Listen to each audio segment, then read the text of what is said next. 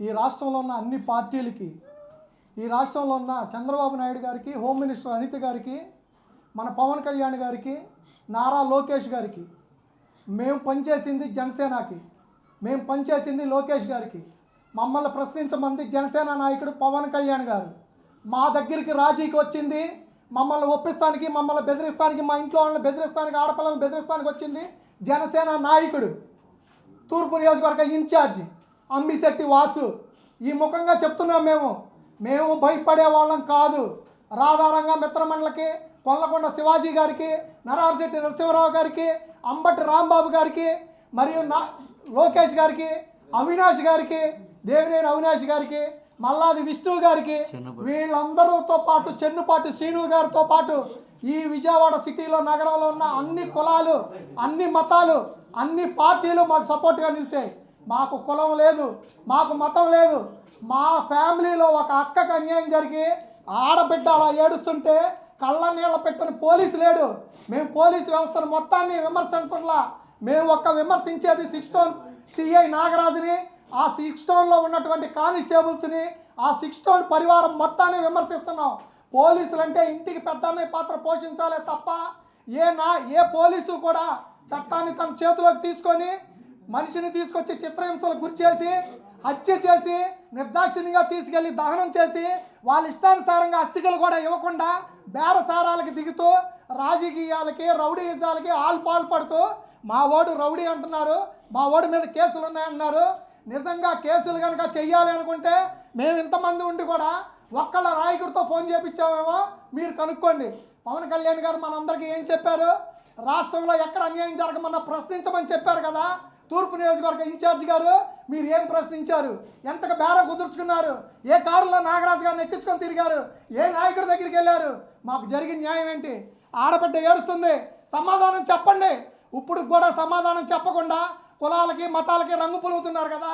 అదే మందకృష్ణ మాదిగ గారు లాంటి కమ్యూనిటీకి జరిగితే మీరు అడగరా? వాళ్ళు రారా?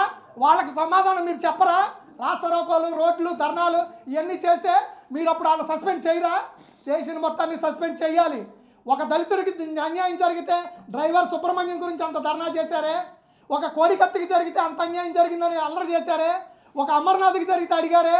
ఇతని మీద 4 కేసులు ఉన్న మాట వాస్తవం, కొన్ని కేసుల్లో నిందితుడుగా ఉన్న మాట వాస్తవం. అయినంత మాత్రాన తీసుకొచ్చి కాల్చి బూడి చేసే హక్కు పోలీసులకు ఎవరిచ్చారు? డీజీపీ గారు ప్రశ్నించరా? హోమ్ మినిస్టర్ గారు అడగరా? ఇంతకన్నా అన్యాయం ఏదన్నా ఉందా ఈ రాష్ట్రంలో? అడిగేవాళ్ళు లేకపోతే చెప్పేవాడు చెప్పడంటారు. ఇదేనా పోలీసు వ్యవస్థ జరుగుతున్న తీరు? సస్పెండ్ చేయటం అంటే వీఆర్కి పంపిస్తామా? స్టేషన్ మొత్తం మీద ఎంక్వైరీ చేయాల్సిన బాధ్యత మీకు లేదా? ఏమనుకుంటున్నారు? ప్రశ్నించమన్నారు పవన్ కళ్యాణ్ గారు. మేము కాపు నాయకులం, అంబటి రాంబాబు గారు కాపు నాయకుడే. మా నాయకులందరూ కూడా మాకు సపోర్ట్గా వచ్చిన వాళ్ళే, కానీ పార్టీ మేము వ్యతిరేకం, మేము వైసీపీకి వ్యతిరేకం. ఇప్పుడు కూడా చెప్తున్నాం, మేము లోకేష్ గారితో ప్రయాణం చేసాం, చంద్రబాబు గారు అంటే అభిమానం. మా నాయకుడు, మా నేత నాదెండ్ల మనోహర్ గారు కానీ పవన్ కళ్యాణ్ గారు తప్ప. ఇప్పుడు కూడా చెప్తున్నాం, మా ఫ్యామిలీ మొత్తానికి ఉన్న సభ్యత్వాలతో సహా చూపిస్తాం. చూడండి, మేమేం తప్పు చేసాం. మా అక్కకు అన్యాయం జరిగింది, తమ్ముడిగా మేము వచ్చి అడగకూడదా?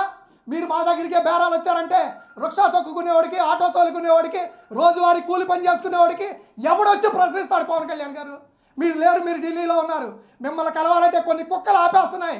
కుక్కలకి ఇన్ఛార్జి పదవులు ఇచ్చి జనం మీదకి వదిలి పంచాయతీలకు వదిలితే సామాన్యుడు ఎలా బతుకుతాడు? మీరు అడిగారు కదా, విజయవాడలో ప్రశ్నించే నాయకుడే లేడా? సామాన్యులు పనికిరారా? సామాన్యులకి న్యాయం జరగదా? ఇదేనా మన ప్రభుత్వం చేస్తుంది? ఇదేనా ఆడబిడ్డకి జరుగుతుంది న్యాయం? ఇదేనా? చెప్పండి సార్, మాకు న్యాయం కావాలి. మాకు సిఐ నాగరాజుతో పాటు స్టేషన్లో ఉన్న అశోక్ కానీ, బాబురావు కానీ, డ్రైవర్ సుబ్రహ్మణ్యం కానీ A to Z మా వాడిని చంపింది నిజం కాదా? ఎదురుకుండా హాస్పిటల్కి తీసుకెళ్ళింది నిజం కాదా? తీసుకెళ్ళి బాత్రూమ్లు వేసింది నిజం కాదా? తీసుకెళ్ళి దానం చేసింది నిజం కాదా? అడిగేవాళ్ళు లేకపోతే ఎవడు ఇష్టం వచ్చినట్టు వాడు ప్రవర్తిస్తాడు. ఎవడో ఒకడు బయటికి రావాలి. మాకు రాధారంగ మిత్రమండలి అండగా నిలిస్తే, అంబటి రాంబాబు అండగా నిలిస్తే, దేవినేని అవినాష్ అండగా నిలిస్తే, మల్లాది విష్ణు అవినాష్ వీళ్ళందరూ అండగా నిలిస్తే వాళ్ళ పార్టీ కేసు మమ్మల్ని అంటగడతారా? ఇప్పుడు చెప్పండి, మేము ఏ పార్టీ? మా అక్క ఏ పార్టీ? మా అక్కకి జరిగే న్యాయం ఏ నాయకుడు వచ్చి న్యాయం చేస్తాడు? అదే కనుక మీరు ఫస్టే వచ్చి ఆ సీఐని ఇష్టం వచ్చినట్టు తిట్టి రోడ్డుకి లాగి సస్పెండ్ చేపిస్తే మేము ఈరోజు రోడ్డు ఎక్కాల్సిన పని ఉండదు కదా సార్. మాకు జరిగిన న్యాయం ఏంటి? మా అక్క ఏడుపుకి ఎవడ కారణం? మేమేమి చేయలేక చేతులు గాజులు తడుకొని కూర్చోలా. ఇదే పోలీసు వారిని అడుగుతున్నాం మేము, మీకు పెళ్ళాం పిల్లలు లేరా, మీకు కష్టాలు లేవా? మేము పోలీసులు మొత్తాన్ని అడుగుతున్నావా? ఏ ఒక్క పోలీసుకైనా బిడ్డలు లేరా? ఏ ఒక్కళ్ళు గంజాయి అమ్మిస్తలేదా?